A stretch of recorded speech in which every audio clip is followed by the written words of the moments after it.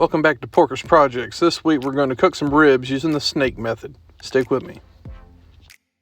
First thing we're going to do is we're going to dry off our ribs.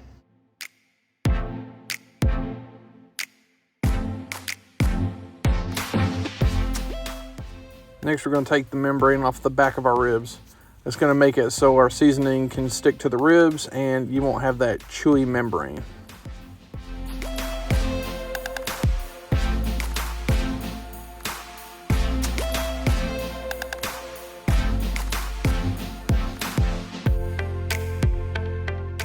This next part is mainly a preference, but I usually cut off the little end piece of the ribs to square them up. But it's also got a bunch of small little bones in it, so I just like to cut that off and it helps fit my grill a little bit better. Next we're going to take some yellow mustard. We're going to use that as a binder to put our seasoning on. We're going to try to spread it on nice and light and then kind of get a little bit thicker on the coating.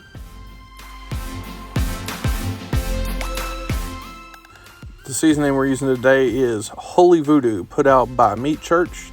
It's a spicy rub, but I think it's going to work out pretty good with what we're cooking today.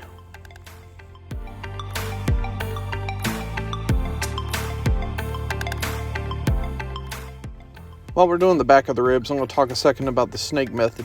The reason we're using the snake method is because we can get a nice, pretty consistent heat around 250, 275 throughout the entire cook, and it usually lasts between like 6 to 8 hours, so that's more than enough time to finish a rack of ribs.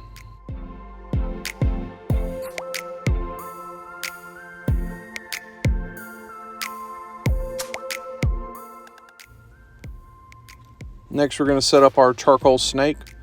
We're going to dump a bunch of charcoal in the kettle. We're going to line the outside of our kettle with 2 pieces of charcoal stacked on top of each other. That way as one burns, the next set burns after it's done. Then we're going to lay an individual piece of charcoal on the top of each of the briquettes going around.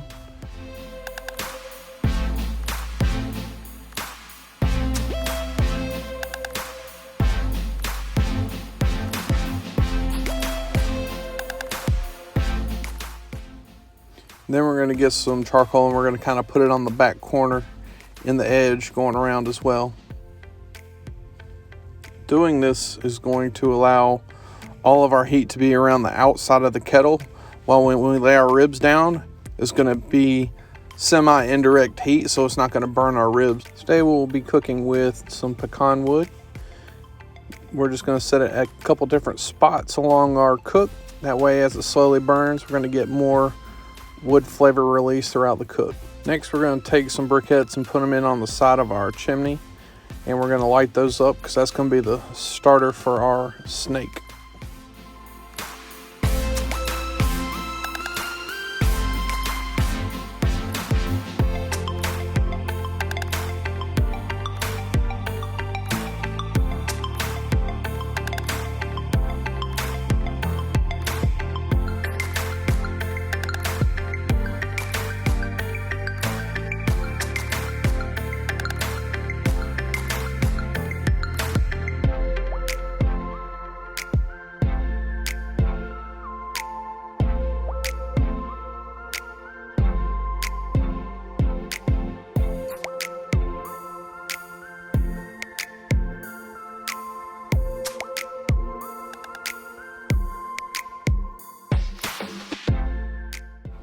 Next, we're going to make sure that our lid is opened up to full on the air vents, and then on our lower vent, we're going to have it set at a quarter open. Put our ribs on the grill, and we're going to put a little more seasoning on top of them.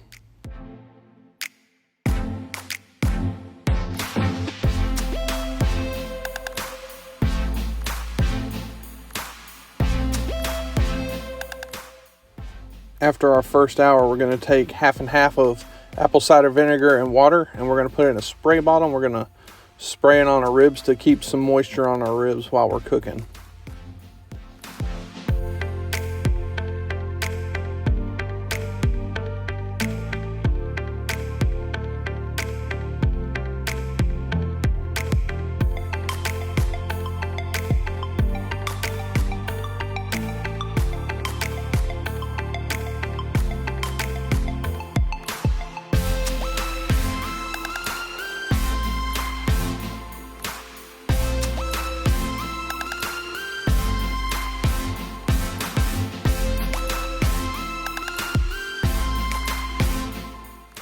After 3 hours, we're going to take our ribs off and we're going to wrap them in aluminum foil. And what we're going to do is we're going to add some more of the water and apple cider vinegar mixture to put a little more moisture in there. Then we're going to wrap them up and we'll put them back on the grill for another hour.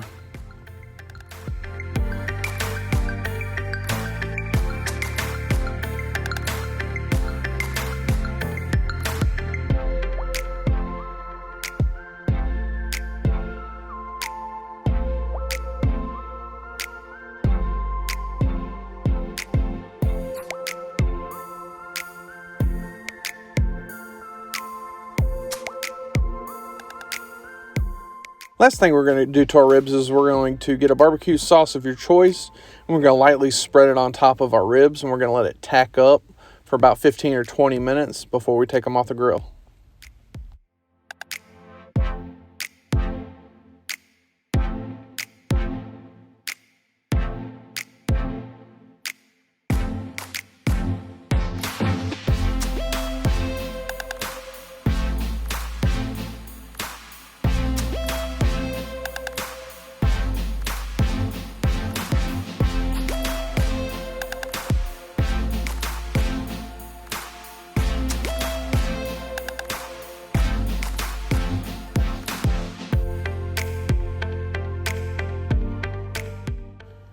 Now that we've pulled the ribs off, we're going to flip them over, because when you're cutting ribs, it's a lot easier to see the bone on the back side when you're doing the cut. That way it helps you make nicer cuts on your ribs.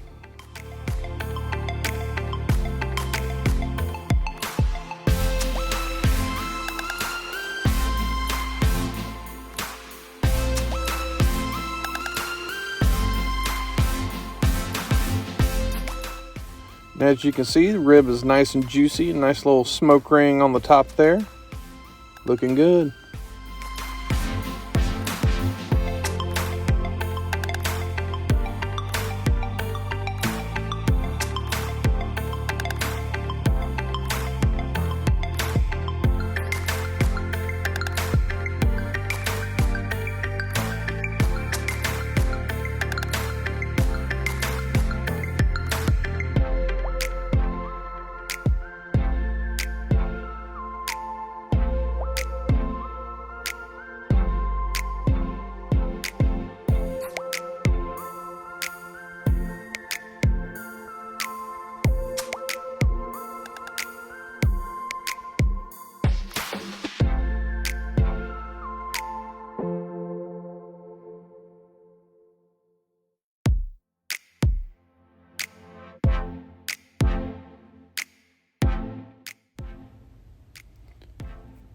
Ooh, and this one's got a really good smoke ring both sides.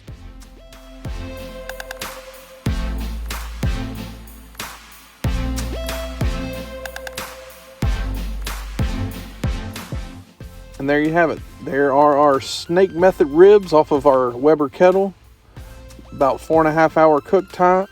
I hope you enjoyed this video. Don't forget to like and subscribe. And if you got any comments, comment down below on what you think I should do next.